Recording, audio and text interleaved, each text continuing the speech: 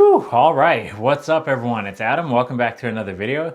It's been a minute since I came out with a review, so I got a bunch of videos planned, but with real estate and everything I do with that, it's been just over the top insane. So I hope you have been doing well. And speaking of being busy, I've been busy with the JBuds work headset, a convertible headset for $79. That is something I've been begging for with innovation for a long time. We've seen products like this with Jabra, and other companies are trying to. I know Yealink recently came out with a headset similar to being convertible like this with the boom arm, which I'll get into. I'll get into all of this with my experience over the past week and a half of using this headset exclusively. And so with those headsets though, here's one major problem. And you saw this with my JLab Go Work headset. That headset for 50 bucks compared to the Jabra Evolve 65 was absolutely comparable. And that's only a $50 headset against a near $200 headset. So that's why I love that JLab came out with this. It's one of those things that proves you do not have to make a product super expensive in order to function well. So before getting into anything else with this headset, let's just go straight into our microphone test, and then after that I'll go over sound, the battery life, the design, all that good stuff. But I think that's the most important thing you care about, is how well does it perform, especially in this world of working from home. So let's get into that first. All right, here's what the microphone sounds like in a quiet office. I do have my Bose speaker right here to do the ambient noise test. And then let's lift up the boom arm. You can't mute it if you just lift it up. You actually have to push the mute button on the right side. You probably shouldn't have heard any of that I was saying. So just for reference, you can't flip to mute. Now let's play some ambient noise, and I have it at about 80 to 90 decibels. So I'm going to play that now. And then what you're hearing is actually the microphone from my lavalier mic, just to get an idea. Let that play for a sec. And then let's switch it to the boom arm microphone on the headset. So this is what it should sound like and what it has sounded like when I go in real coffee shops as well. Testing the decibel level is the most important thing. I know it's not a real coffee shop, but it's the closest I can get to it. The closest I can get to it. So anyhow, test 1, 2, 3. I'll be quiet for just a sec. Okay. Now I have that turned off just so you can hear the difference again. Thanks for listening. I hope that helped. Now, some of you may be thinking, why didn't I do a wire test? And simply put, it just ain't working. So USB-C to USB-C, USB-A to USB-C, and also the 3.5 millimeter to USB-C. None of those options work to enable the microphone on my Windows computer. So until I can figure that out, I don't want to just make up and act like it was working or anything. I end up turning on the headset, and it does charge when I plug it in via USB-A or USB-C to USB-C, however you want to put it. It does charge, but it doesn't enable the microphone even when I go into my sound settings, all that stuff. So until I get that figured out, I will do an updated microphone test, but hopefully the Bluetooth one was good enough for you. So what I'll do first to make it a little bit easier so the video is not too long drawn out is let me show you the controls for the Bluetooth pairing and the button functions, and then if you want to pause it to read it, go ahead. All right, now let's get to the second part. And that is the multi-point connectivity, how to connect two devices, and how to charge, and the aux input, if you want to pause it there. All right, hopefully that made it easy for most, but design of this headset is pretty dang phenomenal, in my opinion, for the price of $79. Obviously, you have the boom arm that goes up and down just like this, so you can tuck it away for comfortability. I was using it for everyday consumption without worrying about looking too serious or professional, and even if you're eating food, you know, it's nice to be able to just get this out of the way. Also, it's convertible. As you can see on the right side, you have this tab that locks the headset in place on the right ear cup, but on the left there's no tab because you can slide it all the way down and then disconnect that. Usually you wouldn't do it that fast, but my hand slipped and that's just the way it goes. So you have this headphone jack that actually connects right there. But the reason being is because we have this little part right here that's going to turn this into a mono headset. It just slides in like that. And now you have a mono headset. All the functionality works the same on the right side. And the right side functionality is changing between your EQ settings of voice and music, and then triple pressing for side tone. This is the mute button and the only mute button. So there's actually an indicator right here that turns red when you are on mute, and you can't flip it up or down. It doesn't auto, mute or anything like that. If you flip it up, you must push this button, but it's not intrusive to the microphone performance. Then after that, as you can kind of see, it is pretty flexible when I stretch it out.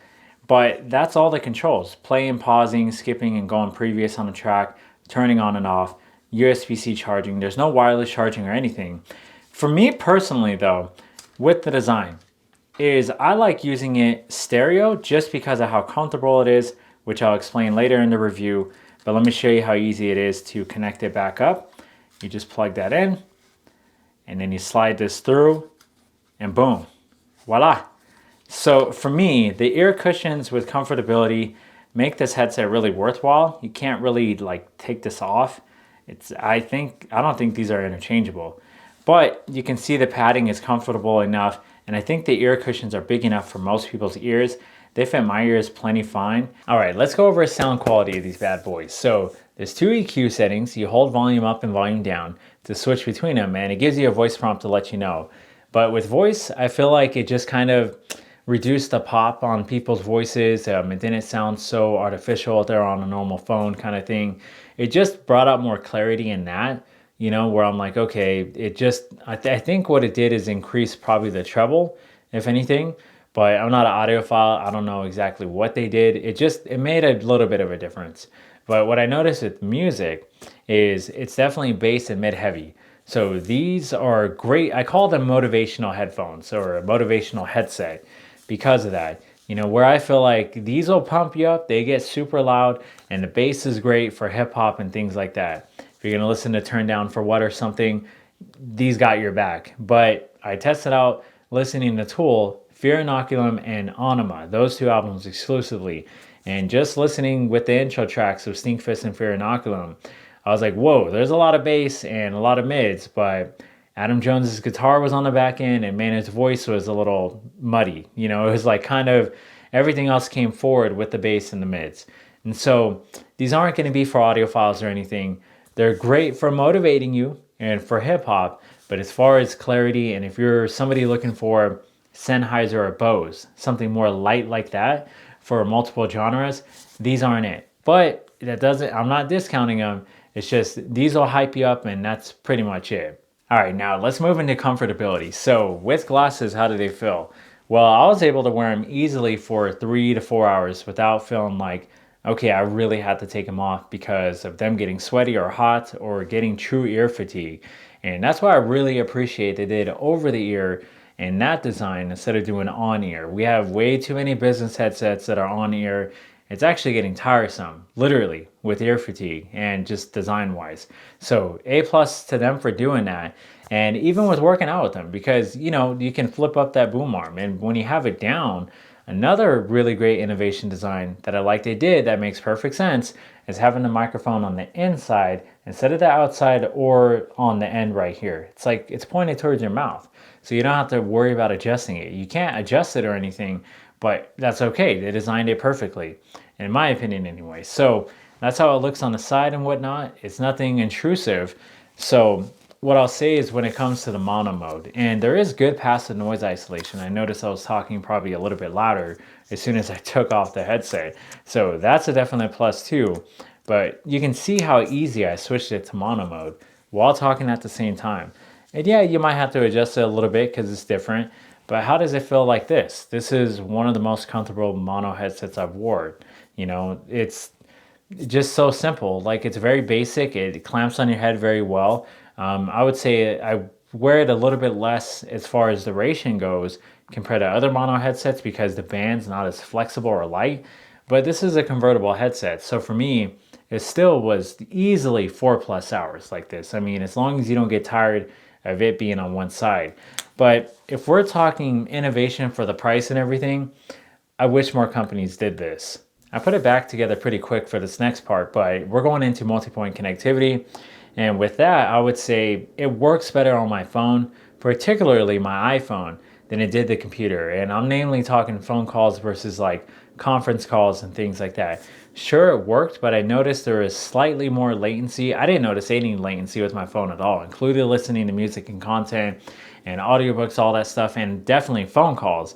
But I noticed a slight latency more than normal when using it on my computer compared to other headsets. And I think the thing is, it could just be because this doesn't have a dongle. You know what I mean? It's like that might be the thing. Is I'm so used to using headsets that always come with a dedicated Bluetooth dongle, which strengthens the connection and lowers that latency dramatic because it's its own independent connection. So that might be a little harsh judgment for the price of this headset and the fact that it doesn't have that. But just a word of caution, you might notice that from time to time. It wasn't all the time, but every now and then, it's like maybe a half second or something.